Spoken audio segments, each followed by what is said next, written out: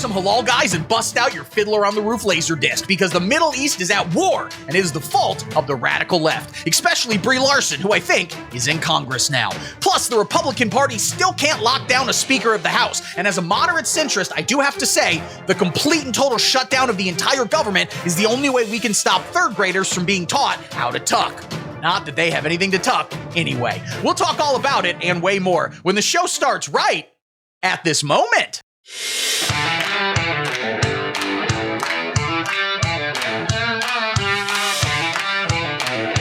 Hello and welcome to the Vongiano Predicament. My name is Steve Vongiano. I'm a moderate centrist, bit of a milquetoast fence sitter. I do not have COVID. Stop saying that. Okay, so first off, I want to make this really clear for all the secular humanist YouTube lawyers.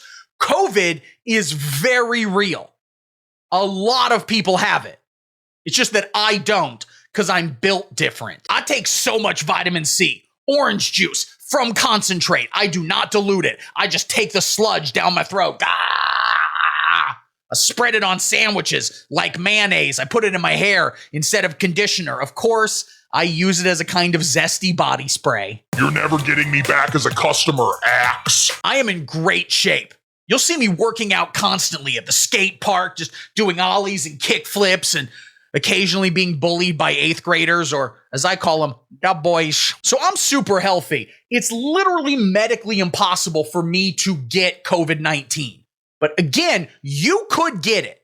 So you should take all the precautions, listen to whatever your doctor says, pretend Anthony Fauci is real and not an AI hologram. You should do all that, okay? But not me. I'm fine. So don't worry about me. I am fit as a fiddle, and a really cool fiddle too. Like the kind the devil used to win that guy's soul. And I think it was Georgia, maybe?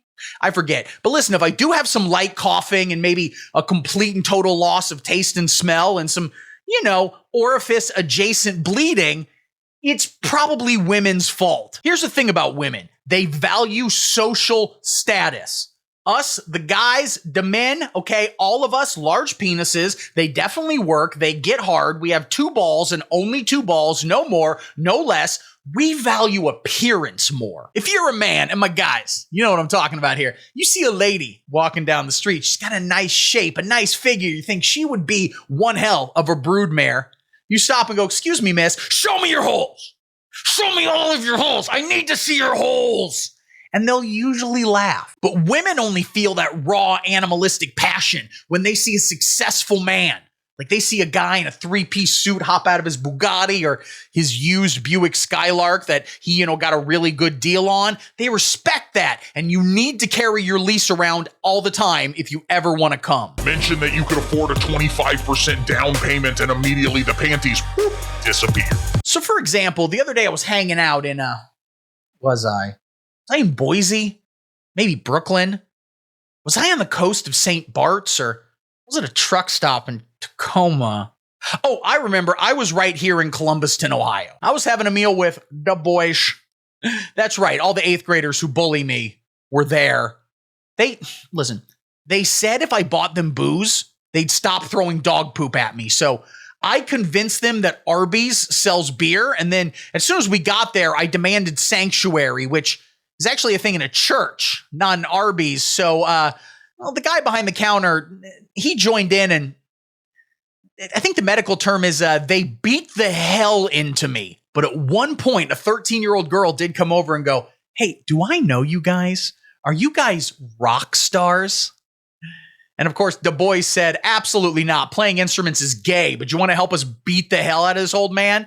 And she said, sure, sounds fun. And they all joined in. And anyway, that's why I'm peeing blood now. It's women's fault. It's not COVID, which is real. And that's why the left continues to lose, because they're ignoring reality and claiming that women actually like it when guys pay attention to them or remember their names or believe the female orgasm is real. The communist dingus Democratic Party, so dingist. So dingist. They're trying to tear apart the fabric of this reality by claiming that men are women, women are men, protests are peaceful, cats are dogs, Arby's sells beer. Disgusting. So I'm no supporter of the Democratic Party, all of whom, of course, drink babies' cum, which is weird because babies literally can't come. That's according to science and religion. But are the Republicans better? Yes, absolutely. And I can say that because I'm not a Republican. I'm more of a Republican because I can't be a Republican. Come on, stop saying it. But Republicans at least have a few based in red-pilled officials, friends of the show, people like Marjorie Taylor Greene or Rand Paul or Noah Hawley or Henry Kissinger or the Kool-Aid Man. They're all helping push this country forward by ensuring that children are never exposed to hardcore gay pornography or most softcore. And the person most voraciously standing up to children being sexualized is, of course, Matt Gaetz. Good friend of the show. We love him. You might have seen him recently. He opened up for a show we did in Miami, Ohio. Turns out there's a Miami in Ohio. He didn't know that. But guess what? He ain't a quitter. He showed up and he performed some guitar-based stand-up comedy. It was filthy. It was really unsettling. Then after that, I came out and read the news. I was pelted by tomatoes the whole time, which is weird because the only person in the audience was producer Nancy Mom. Damn, that bitch can throw. No, go back to bed. I didn't call you a bitch. It was the TV. Diagnosis murder. Anyway, Matt Gaetz recently threw a cog into the wrench of the establishment machine by firing his own boss, Kevin McCarthy. Something I didn't know you could do. Really would have changed my attitude back when I worked at Burger King. You hear that, Kevin? If I don't get free onion rings, your ass is on the door. And now, in the International House of Speakers and Pancakes, they got a new guy applying for the gig. His name is Jim Big Swanger Jordan. He's from my beautiful state of Ohio. He did coach my high school wrestling team, and I cannot stress enough how little you should be asking about that. He mostly coached at the college level, but he would occasionally help what he called struggling towns like Columbuston develop their high school roster. He used the word develop a lot. I see you children are developing. Watch that move develop. Come into my office as I develop. Don't worry about me, okay? I'm good. I'm fine. He bought all the uniforms, which were always a little tight, but so is every t-shirt I've ever worn, so I didn't think too much of it. He also paid for the video camera that he set up on one end of the mat and record us every practice, and he said he'd get us into the Olympics. Anyway, haven't seen him or thought about him or recognized his existence for many years now, and I sure would maybe like to go back. I'd like to go back to that. Don't worry. It's fine. Nothing's wrong. Everything's fine.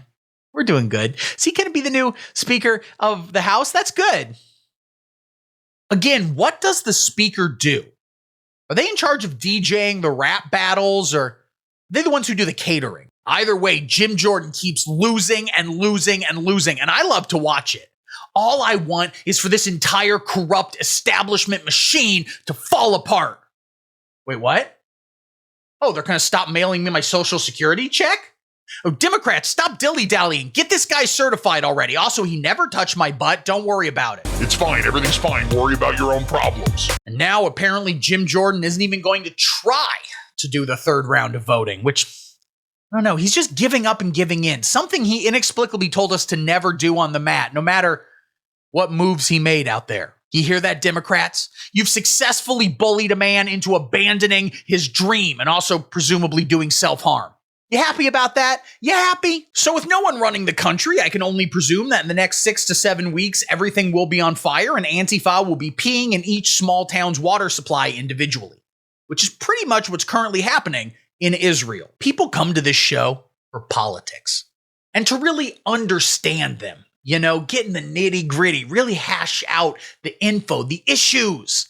I think we can all agree this current war is pretty much just Avengers Endgame. And, you know, the Palestinians are the Avengers. They're a scrappy ragtag group. And Israel is, of course, Thanos because he was Jewish coded. Now, to better explain this situation, we will now just play the entirety of Endgame. Roll it.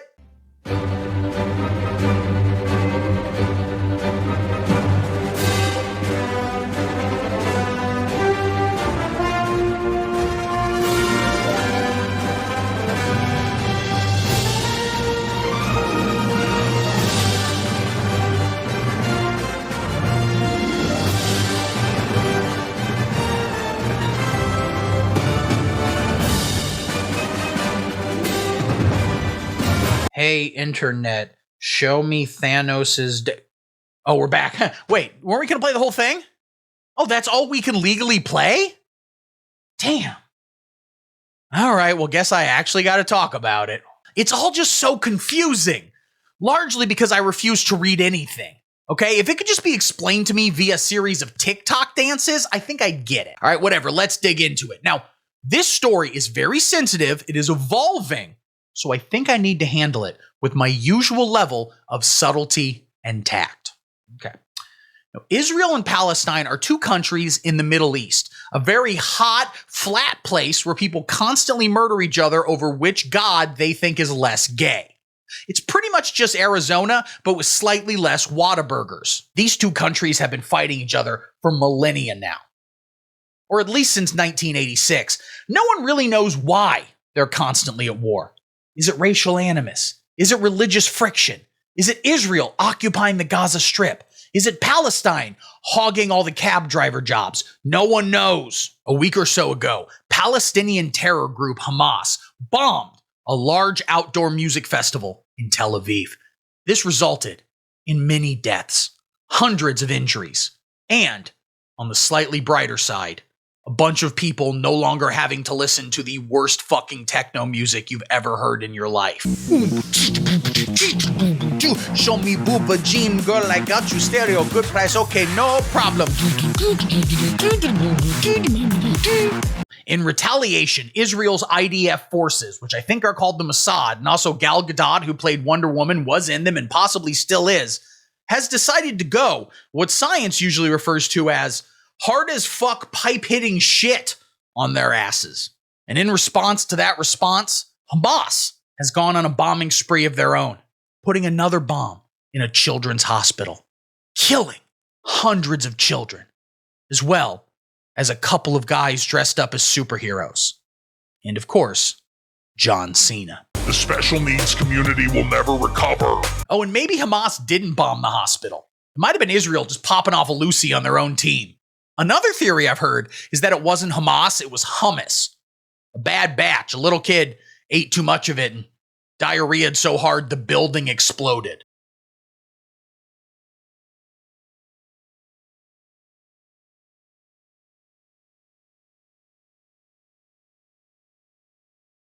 How do we stop this endless slaughter?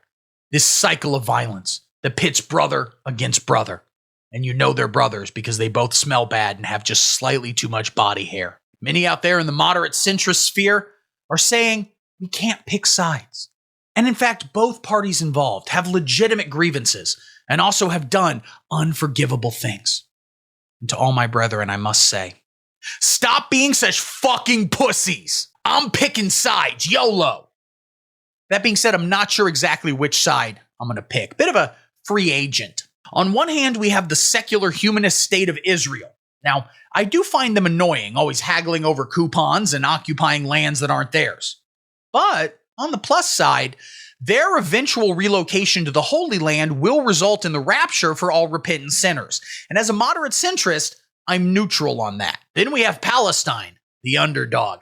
Now, they have considerably less soldiers and less resources. They don't have something called the Iron Dome, which apparently Israel does. And that sounds badass. Don't know what it is. It's like a tank? Is it like a wrestler? I don't know, but it's cool, man. So they are outflanked, outmatched, outnumbered, outgunned in every possible way, Palestine is. But you just want to root for them. You know what I'm saying? You love a twist ending. Now, that's not going to happen. They're going to be genocided off the face of the earth in a holy war. But, you can always hope. So yeah, I'm open to all offers. Send them on over to the Vongino Predicament at gmail.com. I'll hear what you have to say. I also take Amazon and/or Farm and Fleet gift certificates. And keep in mind, my endorsement could really sway this thing. That being said, I am absolutely not doing any fighting. Okay, fuck 100,000,000% of that shit. All right, guys, thanks for watching. Do you like my new relaxation pose? I'm just chilling, man. The world's a chill place. I decided to be chill too. Listen, like and subscribe. You gotta like. You gotta subscribe. I have links down below, all through there. I'm doing what I call a half shocker, which is just when you finger a bitch. What am I I talking about? Listen, I'm on Twitter. I'm on X.com, which has never been called Twitter. Some people might try to lie to you. Might try to gaslight you and convince you that it was once called Twitter. They're lying. It was always X.com. I'm on Instagram. I'm on TikTok. I'm on Patreon. Guys, for $5 a month, nothing, pocket change, you get a weekly bonus video. You get raw behind-the-scenes footage. You get an executive producer credit. Hell yeah. The executive producers make this show happen. I would not do it if it wasn't for them. That might not be true. If they all stopped, I might still do this show. I'm just not posting it anymore. I'm just making it every week. Like, Steve, didn't you post the show? Fuck, I forgot something. Shit, fuck. Shouldn't curse at the end of these things. Or the middle. YouTube buries it in the algorithm. Don't care. Don't give a shit. Okay, I'm YouTube's bad boy. Ooh. All right, guys. Thank you so much for watching. I love you. Got another video coming out right soon. I'll probably do a live stream this weekend. Maybe Friday, maybe Saturday. Not Friday. This is going to go out Friday. Saturday, Sunday. I don't know. I'm going to do a live stream at some point. Call in. Come hang out with me. Point is, I love you guys. And until next time. Wait, can we just send Jim Jordan over to Israel? Also, I forgot to talk about BRIE, LARSON. Shut up and sit down.